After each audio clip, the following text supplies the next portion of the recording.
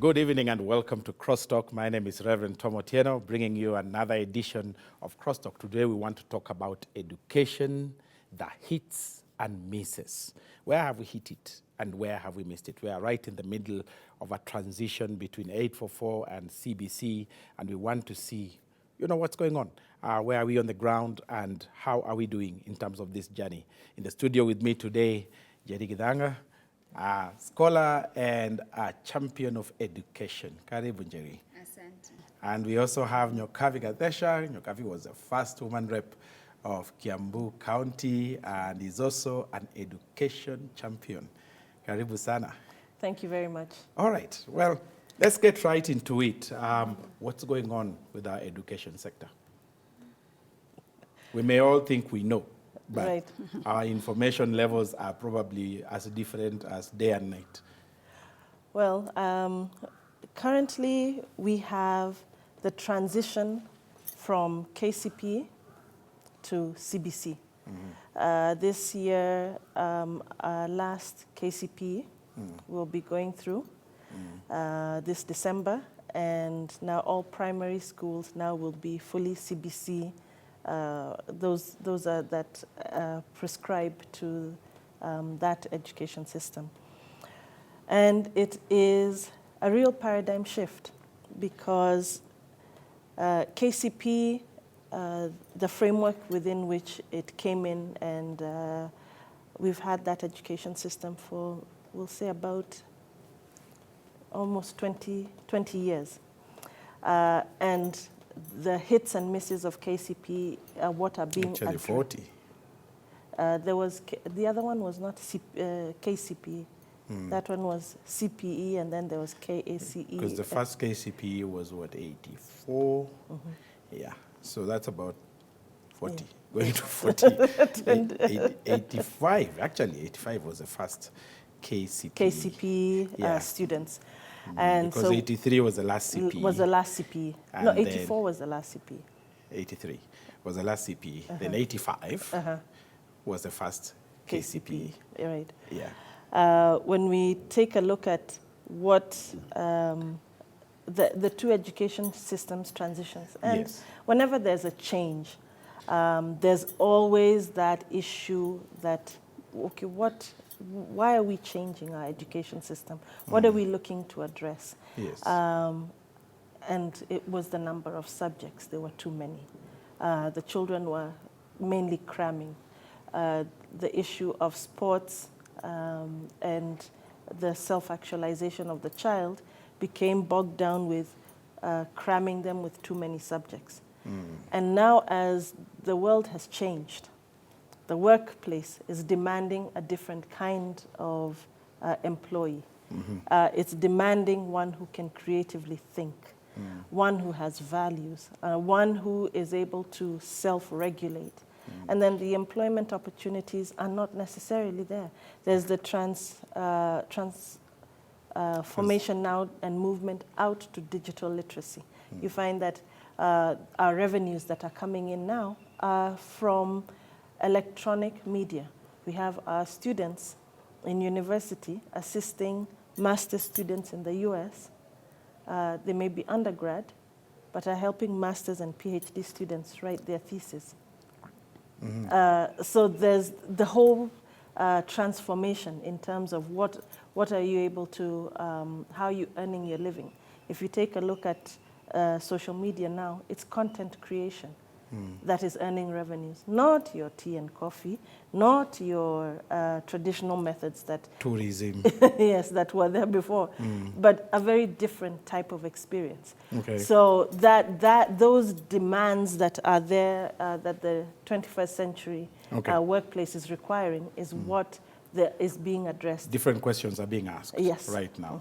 Jerry, what's your sense about what's going on in the education sector? There are two main things that are happening in the education arena. The first of all is, of course, the big time story about CBC, and this being the last year that we have the last group that is going to go through the 844 KCP system. And from where I sit, CBC structure is a very noble one because I like how it molds the person into a wholesome being.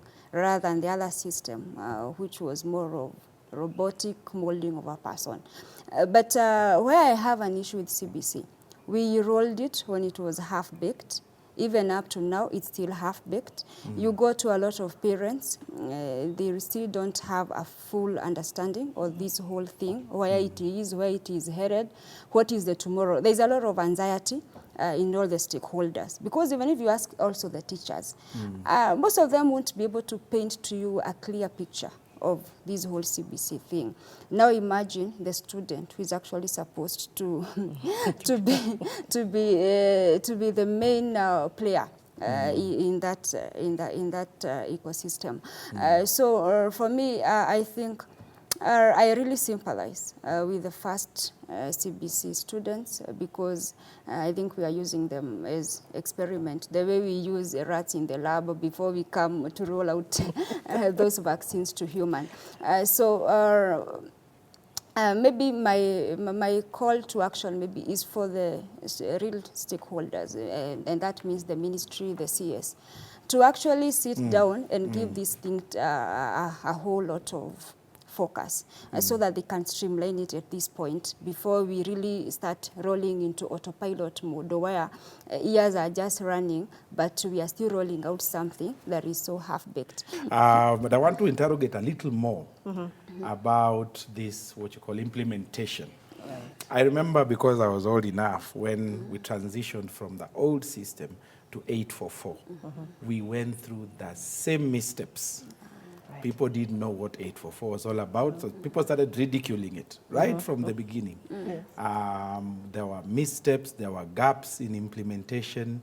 I remember people used to be told to bring, projects to school, and they didn't even understand what those projects were about. So I'm speaking to this and asking the question to both of you. What are the implementation gaps? And you have, Jerry, you have forayed into them a bit. Can we explore more about these implementation gaps as far as CBC is concerned? What is changing? Apart from the years of education and the way we have clustered them, why and what? And why are we missing the step again? 40 years repetition. Yes. We should have learned a lesson by now. Yes. Let's say that when you come to CBC, it encourages the self-learner, the student to learn on their own and to do projects on their own. When we take a look at, I look at our students at Sheridan, and when they have a project to do, they have to identify this particular project. Yeah. They start with a hypothesis. Yeah. But you see, these things are not communicated to parents. All they come up with, and it's really about implementation. Nothing that is in CBC has not been taught in teacher training colleges. It's about implementing and doing what they're supposed to do. The work plans are still are there, and then there's the expectation for the school itself or the teacher to be monitoring on a daily basis. They have a journal that each child is supposed to fill out. And on that journal, if you as a parent want to know what exactly your child is going through, take a look at their journal, because it is a requirement that they fill it in every day, so they express how they're feeling. So you'll know if your child is falling through the gaps.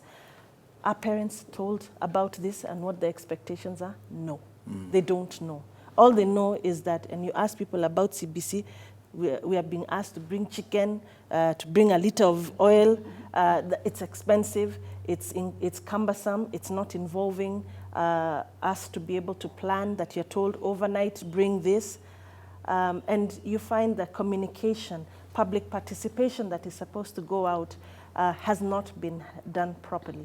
And then what that does, it brings anxiety, resistance, ridicule to a system that has been created to actually enhance and to help the country to be able to use the local resources. Because if you take a look at even those particular projects or work that is in class, they're told to use the resources available locally, not go to the shop and buy, which is, but as parents, we are being asked to be participants, are stakeholders in our child's education.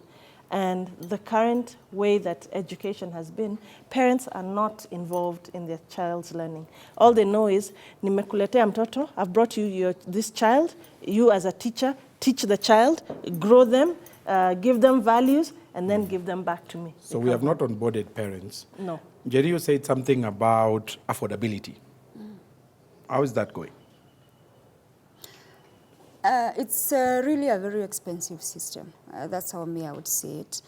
Because you see a lot of the activities and the whole education model of CBC, the requirements really require parents to, every day you may need to rush to the shop, or rush to the bookshop, rush to the market to get something. Because, I mean, especially if you are in the urban setup, and a teacher tells you they need clay soil, or they need charcoal, or they need whatever they are going to ask you for. Most of the time, that means you have to go buying. So imagine we are already in an economy where we are struggling to put ugali on the table. And here is another expense of 100 shillings. It may look small, looking from the outside, but from the inside, the wearer of the shoe really knows where it hurts. So it's a very expensive system. And where exactly I pick an issue with it is because there was no initial sensitization to the parents. Because, you know, it was okay to roll out the new model, but we needed to give people time. You know, you don't wake up today and say, we want to do CBC and we are implementing it tomorrow. You tell people we are launching CBC, we are going to implement it next year at this kind of time. This is what is going to be required of you as a parent. So you need to start arranging your finances. The same way that, you know, I'm a banker. So what we do in the bank, if you are coming to pick a loan, even before we start deducting the first monthly repayment, we leave and send you an email and tell you to start arranging your finances, because these are the new deductions that are going to be happening on your payslip or on your bank account. So we're already preparing you so that you are already looking into your affairs and seeing this is what I can do without, this is what I can do without. That's the same thing that the stakeholders should actually have done way back. They should have come, you know, in Kenya we have this thing. We are very good in rolling out very good initiative. Very great. We have very good brains, yeah? Good ideas. But civic education is where we draw the line. And you see, you can't embrace what you don't understand. So you're going to say parents are resisting, but they're not resisting because it's a bad system. They're resisting because they can't understand it. First of all, they don't understand why every time the child comes home, they need something bought from the shop. I mean, so the parents is going to start feeling, well, this teacher of yours is becoming too much. I saw another time, I really hoped it was just these cliches, but someone was saying the kid has come home and they're supposed to take tomorrow a cooked chicken. So if they need to take a cooked chicken, you know, you have to go buy the chicken, come and cook. So the whole cost maybe goes to 1,000 shillings for that particular day. As a parent, how prepared are you financially? You know, for parents it's more financial. But also remember, CBC also involves the parent in terms of them having to be very hands-on on their children's education. And remember what Mheshimiwa has said, the previous system, the 8441, was I'm a parent, nimenyonyesha mtoto ametosha, nimekuletea, sasa wewe endelea. You know, my work now is akuja nyumbani, I cook dinner, they eat tomorrow, you shower, go to school, and now me, I am completely almost off so much of my kid. But right now, a kid comes home, they've been given a whole assignment, which you are supposed to sit with them and make a ball, maybe the one that plays soccer. If the kid is 5 years, you really have to be the one making that thing as a parent. So now you need to start rushing home. So if you are staying in the office after 7 p.m., maybe because you need to do some bit of overtime, you don't need to go home at 5. What does that mean? If you are getting extra money from overtime, you don't. If you are doing a side hustle that needed you to pass by somewhere until 8 p.m., now you can't, unless now you are really saying you're not going to be a very involved parent. So there is this whole thing that is really a burden to parents in terms of finances and in terms of time and all the support that is actually needed to transition this kid. But at the end of the day, it's all good. My only issue always with this country is that we never take time to sensitize people so that we are moving together. You show me the picture, show me what is in it for me, show me how this is going to make life better for all of us. And then I'm at a place where now we are all in the same table. So brilliant Yeah. ideas, but very poor implementation. Exactly. Let's take a break. When we come back, we want to talk about teachers, and we also want to talk about education in the university. Viewers, you're watching Crosstalk, and this time we are talking about education, hits and misses. Where have we hit it? Where have we missed it? Let's take a break. We'll be right back. Next week on She. I was stressed. I had very bad thoughts. So many women go through that. You know, how am I pregnant? You know, and maybe your partner is even telling you, get rid of this baby. If you're able to extend compassion to yourself, it becomes easy for me to, you know, be with Mwende and sit with her pain and extend compassion to her. So that's how we start building a healthy community. I've come to appreciate the beauty of God blessing you with a child. It's a blessing that you can't equate it. That's next Wednesday at 8:30 p.m. on She.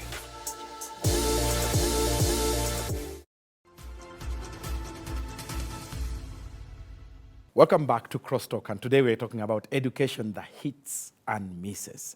And we're here with wonderful people, Jerry Gidanga and Nyokafi Gadesha. We want to talk about the teachers. Are they onboarded? Do they know what is going on, what they're supposed to be teaching, how different it is from 844? Tell us about our teachers. This last holiday, we're looking to train all of our teachers to make sure that they're CBC ready and CBC compliant. And it was interesting as we were doing the team building games. The ones who teach PP1 and PP2, they were incredibly creative and innovative. One of the games involved having to build a tower of paper. And the other one was, how do you get out of a situation where, when all your hands are tied together without breaking the line? So you find that it's not that the teachers have not been taught, but CBC is demanding that you do your work plan and submit. The reason that parents are feeling that this system is a burden is because the institution needs to sit down and agree that the thematic area for this term will be, well, like this term, it's climate change and the environment and innovation.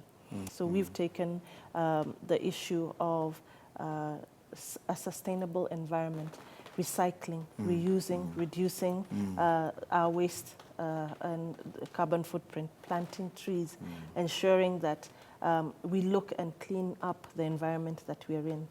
And that's a thematic area throughout all the CBC ground area. The question is, how are we preparing? You see... Are we preparing our teachers? They do go for training, but it's not sufficient. You see, CBC is supposed to allow the children to know themselves. First of all, when you're in classroom, the teacher teaches. Then they do it together with the children. Then the children do it together with other children. Then the child does an individual to show their understanding. And it's a very interesting situation because it requires the teacher to have done planning, to have made sure she understands what the outcomes. And that's what the children are supposed to do when they're doing their work or whatever project that they're doing, understanding the hypothesis, the outcomes, where are we going with this. Now, most times, many teachers it's not that they haven't done it, but the requirement that they do this on a daily basis and ensure that they fill out the work plans on a daily basis is demanding an accountability level that those who have been used to doing teaching in, like in the old system don't want to change. It's requiring you to know your child so that you're able to understand their creative capability. It is requiring you as the teacher within the class to have planned the resources to be used for the term so that you're not springing surprises onto the parents. It takes accountability and leadership on the part of administration to say, look, as teachers of this particular grade or however many streams, what are your requirements? This is what KICD has given out as a curriculum. Break it down into a week by week what is supposed to be done. You see, there's the expectation. The system has brought out, and we have been given that this is what we are supposed to do with CBC. But it requires the extra mile to be gone by the teachers so that they are able now to understand and have planned for it and informed the parents so that we stop taking the burden onto the parent and they're able to understand what resources are these that will be required. Just as she said that, 1,000 shillings. How can you bring cooked chicken? Why can't the school buy that chicken? And teach the people how to... Yes, how to pluck the feathers, how you slaughter and where your meat, your protein resource comes from. So we haven't prepared our teachers, but they're implementing this thing. Yes. How do we sort this out? It's a quagmire, really, because the way I see it, there was no harm in scheduling training for the teachers from the onset. We should have had an implementation plan. We should have had an implementation plan, right. Complete with time. Yeah. Time, whatever. Yeah, to complete with time frames. Yes. And with a whole breakdown of what exactly is expected in that implementation plan and where the teachers as the main stakeholder should be before it's actually rolled out. Because you see, the thing about training, it doesn't mean you don't know. It actually means we are enhancing what you know. Yes. And you realize these teachers, they are coming from, they went through training in college based on the previous 844 system. So if we transition into another thing, I mean, by all means, it just makes a lot of value to train. It's the same way. If you were to roll out a new information system here, you train those people as much as they are IT people. You train them because it's a new thing. So there really should have been that. And also, the thing about resourcing. Teachers as the front runners, they should have been really engaged, like what is going to be needed to actually implement this. But you don't come up with a model that you're not involving the real champions on the ground. And then now when you come and put it on the table, we realize we need this resource, and we are constrained. And so most of the schools are just winging it, especially the public school. You realize in public school, parents are really not expecting to be asked for school fees. And on top of that, they're not expecting to be actually asked for anything. So when you start now saying you need 10,000 for your kid, parents will even go to the streets because they are going to say, Mwalimu is actually wanting now to eat our money. Because they are not going to understand where you're coming from as a teacher, you see. So I think for me, how can we really sort this issue out? It's still not too late. May I always say in anything, it's never too late. So we can pull back. You think we can pull back? Right. And I think some of those issues have been addressed in the presidential task force in terms of continuous learning and for the teachers each time. Yes, there has been training, but what our teachers say that even after they've gone for those particular training, it's not sufficient. So we go on and we do another in-depth, break it down practically, what it is that you're supposed to do. How many people are willing to take that step? Now is the question. And then when you have something like that, the question becomes, so how objective is this particular training going to be? Even the examinations for the grade 6, because this year we also have grade 6 CBC examination. Yes, the NEC gives the regular outlines, but you see, when you're doing evaluation now, the child can do it orally, they can do it by writing, and because we're also integrating also the children with learning disabilities in a manner that they understand that they have gotten the content. The question is, do we have teachers who are accountable enough to be able to do the right thing when nobody is monitoring? It's too subjective. And then the question then comes in, so now that means that we'll have an education system that is too fluid. You know, at least before we knew that when the grading part of it, that when you get these marks, you go to Alliance, you get this. Now, what is the... What is the new grading system? Yes, and the criteria for that. And Okay. are we then, if we have such major learning gaps throughout the whole country, are our children going to fall through in those particular areas? That's a pertinent question. But I want to shift the conversation now to something you mentioned earlier, Njeri, and that's university education. Well, how are we doing with that? I think the current state is a lot of confusion, especially with the students themselves. Because you realize the students who are supposed to be joining university at this point, a lot of them, I think there was the data that was released, I think, last week, where less than half of those admitted had applied for help. And me, I said, it's not like less than half have applied because the rest are self-sufficient. It's because there is an information gap. Let me tell you, someone seated in the village doesn't know what is actually happening. You know, we are here because we are in town. We are getting this information and we think it is just the norm. You know, you walk on the street, you get information. So you're just thinking it is normal.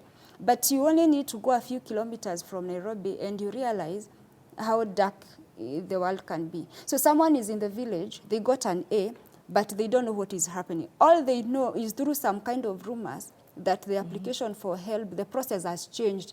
But then they are still waiting for someone to come and say, this is the process, start here, do this, do this.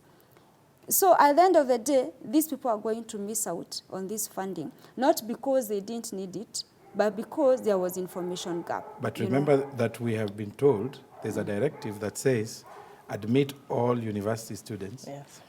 with or without fees. How does that? Let me tell you Nobody something. should be denied admission. Let me tell you something why I feel when the ministry say that, or the cabinet minister says that they are being very simplistic. I'm telling you for a fact, help was actually more than just school fees. Most students, help was going to be the money they used to pay for their hostel. Help was the money they did shopping with. Help was the money they were using to print materials. It was just Upkeep and education support. it was full upkeep and school fees for them. So when you start telling me, just go, you'll be admitted without school fees. The thing is, and accommodation, this money was going to be my accommodation. And food, this money was going to be my food. This is practical things I'm telling you because when I was in campus, that's what used to happen. Your parent, because everybody is struggling, they are going to tell you, go and check if your help money has come and withdraw fare. I mean, the story of help starts from fare from home to school, even before you That's start where it talking. begins. Yeah, exactly. Even before you start talking about school fees. So at this point, it's a very simplistic approach to what this help funding actually really was. Yes. So I mean, it's just a call to action. Let the government just get a bit, I don't know, let them just get a bit practical. Because at the end of the day, you can't lead people from a corner office. You really have to come to the ground and understand this is actually what it is. Because it's different. Your perspective from a corner office and the perspective when you're actually on the ground are two different perspectives. So if you are really on the ground, you are going to know we need to disburse this money as soon as today. Because even those students who want to go and do admission can't even, I mean, some people are even waiting for that money to buy a suitcase with. So you are telling them to go do admission on what? So at the end of the day, let's be a bit more Practical. of a country that is very practical, even on the policies that we make. Otherwise, we're just going to retrogress into very many years back where That's right. education becomes the something elite. for the rich and the who-haves, and then we start having who-haves and the who-haves not. And then we create a very bitter kind of a generation. And you know what happens when we create a bitter generation? It's going to come and bite us because we start feeling if you have this, that's why I don't have this. Yeah, and we don't want to create that kind of a scenario. Yes. What do we do? Nyokabi, what do we do? You know, with our university, this situation. We really need an overhaul of the way that we do things. We need transparency, we need accountability, and we actually need for things to work. You know, the country has come to a point where we cannot afford to continue doing things as they were. It can't work, not in today's society, not in the going to 45, 48, 50 million people in Kenya that we have. We can't afford to have broken systems. We need the systems to work. The capitation, okay, tell them to report. Where are they going to go? Which school is going to admit you without first paying the registration fee, isn't it? And you're just, it's like putting people into a corner to start resisting and to start fighting you. And it's not necessary. With proper planning, you know, the administration system in the country, we're able to do election even to areas where you see they have to cross rivers and nothing can get there. If we can do that for election, why can't we make sure that, and all these things happen in schools, right?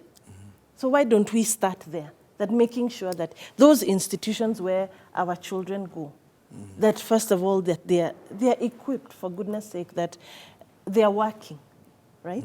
And sure, each county has quality assurance officers, has education officers, and let it be applicable to all. Across the board. Are you saying, Nyokavi, that at the moment we don't have quality assurance officers across the board? We have them. The question is, are they working effectively? Are they doing what they're supposed to be doing? Yes, effectively for everybody. That's a bigger question. Yes. Okay, continue. Yes. And what that means is that if we agree to take our work seriously, you see this, we need to understand the generation of the young people that we are dealing with. They don't have time for excuses, and they do not have time to be given directives that don't make sense. They will demand accountability. Or they will find a way. And they will find a way to make sure that you do what they're supposed to do.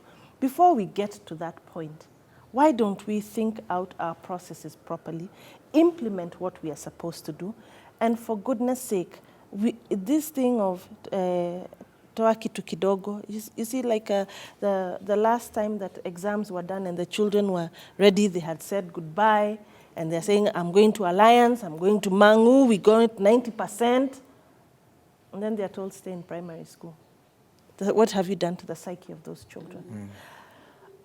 Let's stop doing this half-baked. If this is what we've said that we've done, maybe we should need to have benchmarks, you know, the way that this is the expectation for your job description as a CS, and this is what we want you, the delivery for your part. If you fail, even you, we tell you, asante sana, engine out through that door. So that we are able to push accountability down to the county level, up to the ward level. Because as Jerry has said here, that money is to be used for school fees, for transport. So we know everywhere has a chief's office, isn't it? In this day and age, everybody should have, especially within government, we have had free electricity, isn't it, program. So that means every government office should have electricity, should have a computer, should have a printer, an administrative way of making sure that these go through.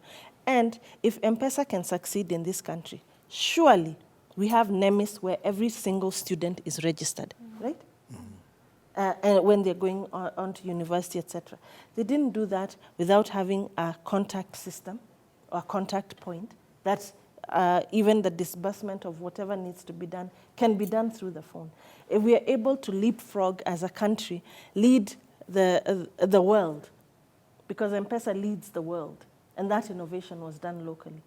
Why don't we start being a bit more serious in what we do to ensure that if we can do that private sector, why is it so difficult when it comes to implementing government action that we are not able to?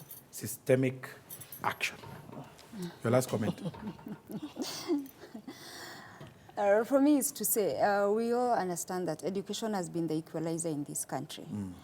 So we can't get to a place where we're actually taking that away from actually a majority of the people. And what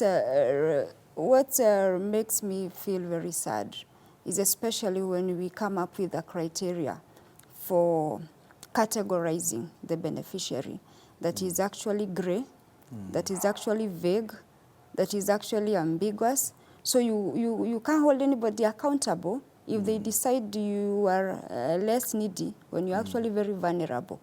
You can't walk into any office and say, you people, you said I'm needy and I'm a vulnerable person. Because you're just gonna fill something on a computer, then someone receives it and decides. But you don't know what criteria they are going to use. So that actually now puts you on a predicament.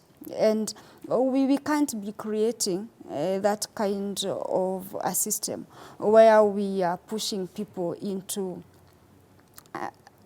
lack of trust every other day. Because, you know, if you don't know how it's done, you don't have trust.